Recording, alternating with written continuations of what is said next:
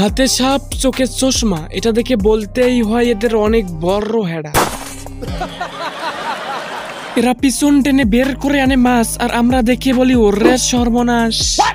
এরা পুটকিতে লাগিয়ে দেয় মাথা, কারণ গাছ থেকে পারতে হবে কলা। ভাই আমি অনেক দেখেছি পাহাড়ি নারী, কিন্তু দেখিনি এদের মতো চুতমারানি। এরা হচ্ছে পাহাড়ি মাইয়া, এদের দেখতে পারবা পাহাড়ে কিংবা জঙ্গলে। ইদানিং এসেছে এরা টিকটকের মাঠে ভাইরাল হতে, কিন্তু ভাইরাল হতে গেলে যে ভালো চেহারা লাগে, যেহেতু নাই এদের সুন্দর চেহারা, তাই দেখাচ্ছে আমাদের এত বড় পাছা।